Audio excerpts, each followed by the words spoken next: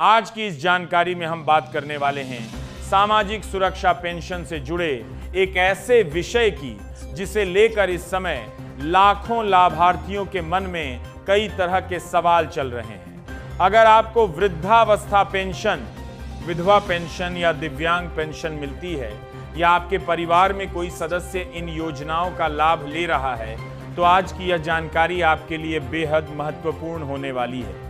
दोस्तों, पिछले कुछ दिनों से सोशल मीडिया, व्हाट्सएप और यूट्यूब पर पेंशन को लेकर अलग अलग दावे किए जा रहे हैं। कहीं कहा जा रहा है कि सभी लाभार्थियों की पेंशन बढ़ा दी गई है, कहीं नई भुगतान तिथि बताई जा रही है। कुछ लोग दावा कर रहे हैं कि हजारों लोगों की पेंशन रोक दी गई है, जबकि कुछ वीडियो में यह भी कहा जा रहा है कि अब सभी को बढ़ी हुई राशि मिलने वाली है।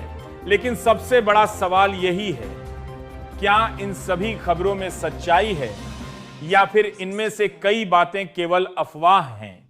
आज की इस पूरी जानकारी में हम केवल उन्हीं बातों पर चर्चा करेंगे जिनकी पुष्टि सरकारी प्रक्रिया, विभागीय नियमों या उपलब्ध आधिकारिक सूचनाओं के आधार पर की जा सकती है।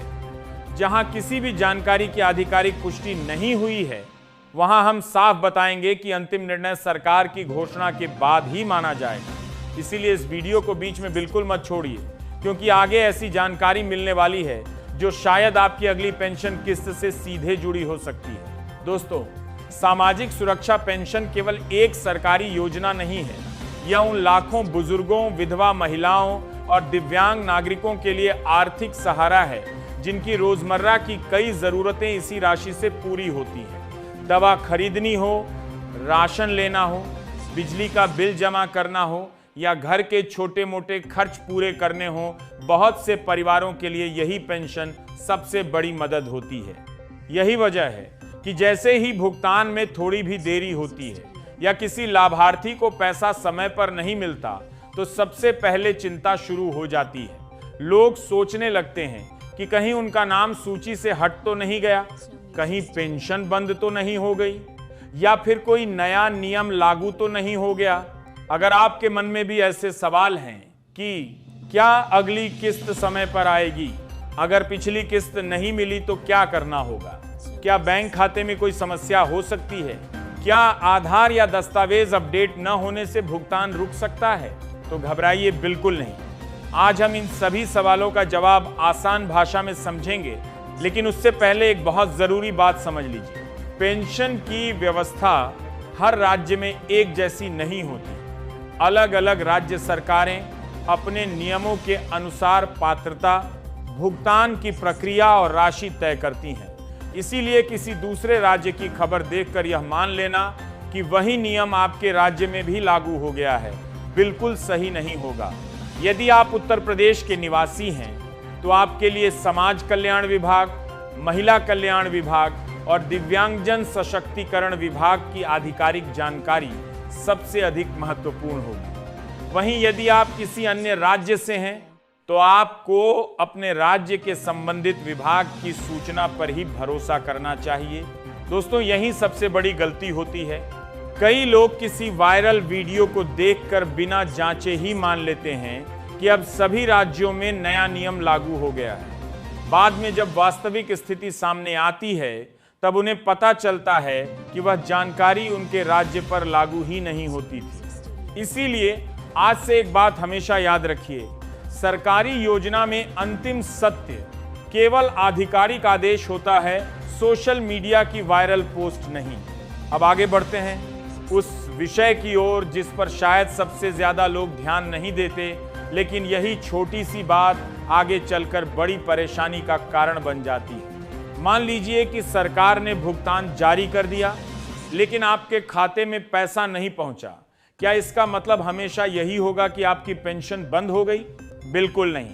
बहुत बार ऐसा होता है कि लाभार्थी पूरी तरह पात्र होते हैं लेकिन उनके रिकॉर्ड में छोटी सी गलती होने के कारण भुगतान रुक जाता है। जैसे बैंक खाते की जानकारी पुरानी होना, आधार कार्ड की जानकारी में त्रुटि होना, मोबाइल नंबर बदल जाना या विभाग के रिकॉर्ड में जानकारी अपडेट न होना। इनमें से कोई भी कारण भविष्य में भुगतान में देरी की वजह बन सकता है। यही कारण है कि केवल भुगतान का इंतजार करना ही काफी नहीं होता। समय समय पर अपने दस्तावेज और रिकॉर्ड की भी जांच करते रहना जरूरी होता है। अब एक और महत्वपूर्ण सवाल, आजकल सबसे ज्यादा चर्चा राशि बढ़ने और नई भुगतान तिथि को लेकर हो रही है। कई लोग पूछ रहे हैं, क्या इस बार ज्यादा पैसा मिलेगा? क्या सरकार ने नई राशि मंजूर कर दी है? क्या भुगतान की तारीख तय हो चुकी है? दोस्तों, यहां आपको बहुत सावधान रहने की जरूरत है। यदि किसी भी राशि, भुगतान तिथि या नए नियम की आधिकारिक घोषणा संबंधित राज्य सरकार या विभाग की ओर से जारी नहीं हुई है, तो उसे अंतिम सच नहीं माना जा सकता। संभावना और आधिकारिक निर्णय दोनों अलग अलग बातें होती हैं। इसीलिए हमारी कोशिश हमेशा यही रहेगी कि आपको केवल तथ्य आधारित और भरोसेमंद जानकारी मिले, ताकि आप किसी भी अफवाह का शिकार न बने। अब आगे सबसे महत्वपूर्ण हिस्सा आने वाला है। हम विस्तार से समझेंगे कि किन लाभार्थियों को अपने दस्तावेज तुरंत जांच लेने चाहिए, कौन कौन से रिकॉर्ड अपडेट रखना जरूरी है, किन परिस्थितियों में विभाग सत्यापन कर सकता है और आखिर किन छोटी छोटी गलतियों की वजह से कई लोगों की पेंशन समय पर नहीं पहुंच पाती। अब सवाल आता है कि आखिर किन लोगों को सबसे ज्यादा सावधान रहने की जरूरत है। दोस्तों, अगर आप पहले से वृद्धावस्था पेंशन, विधवा पेंशन या दिव्यांग पेंशन प्राप्त कर रहे हैं, तो यह मत सोचिए कि एक बार आवेदन हो गया तो अब आगे कुछ भी करने की जरूरत नहीं है। सरकारी योजनाओं में समय समय पर रिकॉर्ड का सत्यापन होना एक सामान्य प्रक्रिया है। इसका मतलब यह नहीं होता कि आपकी पेंशन बंद होने वाली है, बल्कि इसका उद्देश्य यह सुनिश्चित करना होता है कि योजना का लाभ सही व्यक्ति तक पहुंच रहा है। यहीं पर बहुत से लाभार्थी एक छोटी सी गलती कर देते हैं। वर्षों तक अपने रिकॉर्ड की जांच ही नहीं करते। जब भुगतान रुक जाता है, तब उन्हें पता चलता है कि विभाग में उनकी कोई जानकारी पुरानी पड़ी हुई थी। इसलिए सबसे पहले बात करते हैं उन दस्तावेजों की जिन्हें हमेशा सही और अपडेट रखना चाहिए। सबसे पहले आता है आधार कार्ड। आज लगभग सभी सरकारी योजनाओं में आधार पहचान का सबसे महत्वपूर्ण दस्तावेज बन चुका है। यदि आधार में नाम, जन्मतिथि या अन्य जानकारी गलत है, तो कई बार विभाग के रिकॉर्ड से उसका मिलान नहीं हो पाता। ऐसी स्थिति में सत्यापन की प्रक्रिया प्रभावित हो सकती है। यदि आपके आधार में कोई गलती है, तो उसे समय रहते ठीक करा लेना सबसे अच्छा निर्णय होगा। अब बात करते हैं बैंक खाते की। याद रखिए, पेंशन उसी खाते में भेजी जाती है जिसकी जानकारी विभाग के रिकॉर्ड में दर्ज होती है। यदि आपने नया बैंक खाता खुलवाया है, पुराना खाता बंद हो गया है या बैंक बदल लिया है, तो केवल बैंक में जानकारी बदलवाना काफी नहीं है। जहां आवश्यक हो, संबंधित विभाग में भी सही जानकारी दर्ज होना जरूरी है। बहुत से लाभार्थियों को लगता है कि सरकार ने पैसा भेजा ही नहीं, जबकि वास्तविक कारण यह होता है कि विभाग के पास पुराना बैंक विवरण दर्ज रहता है। अब तीसरी महत्वपूर्ण चीज है मोबाइल नंबर। आज अधिकांश सरकारी सेवाओं में मोबाइल नंबर का महत्व लगातार बढ़ रहा है। यदि आपका पुराना नंबर बंद हो चुका है और विभाग के रिकॉर्ड में वही नंबर दर्ज है, तो भविष्य में सूचना प्राप्त करने में कठिनाई हो सकती है। इसलिए जहां आवश्यक हो, अपना वर्तमान मोबाइल नंबर अपडेट रखना हमेशा लाभदायक होता है। अब एक और जरूरी बात, यदि आपका पता बदल गया है या आप किसी दूसरे स्थान पर रहने लगे हैं, तो कई मामलों में संबंधित विभाग को इसकी जानकारी देना भी आवश्यक हो सकता है, क्योंकि कई बार सत्यापन की प्रक्रिया रिकॉर्ड में दर्ज पते के आधार पर होती है। अब सबसे ज्यादा पूछा जाने वाला सवाल, क्या एक बार पेंशन शुरू हो गई तो जीवन भर मिलती रहेगी? दोस्तों, इसका उत्तर हर राज्य के नियमों पर निर्भर करता है। सरकार समय समय पर पात्रता और रिकॉर्ड का सत्यापन करती रहती है। यदि किसी लाभार्थी की परिस्थितियों में बदलाव आता है, रिकॉर्ड में कोई बड़ी त्रुटि मिलती है या विभाग को अतिरिक्त पुष्टि की आवश्यकता होती है, तो जांच की जा सकती है। इसलिए सभी लाभार्थियों को अपने दस्तावेज हमेशा सही और अद्यतन रखने चाहिए।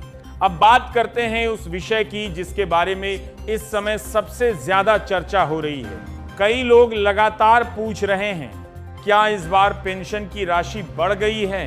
क्या अगली किस्त पहले से ज्यादा मिलेगी?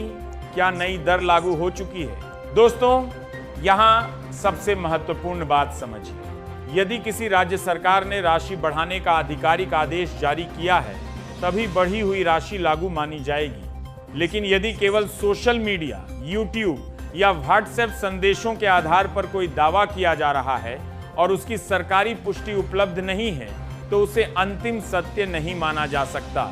याद रखिए, इंटरनेट पर सबसे तेजी से अफवाह फैलती है और सबसे धीरे आधिकारिक आदेश आता है।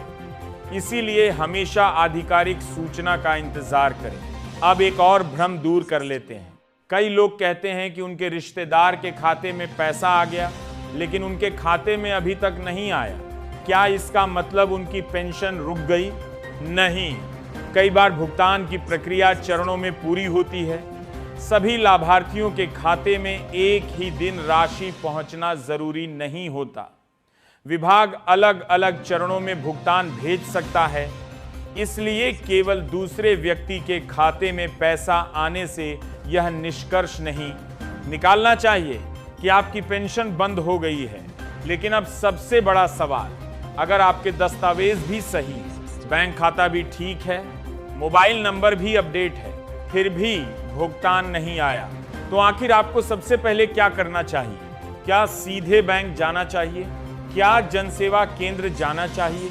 या पहले संबंधित विभाग से संपर्क करना चाहिए?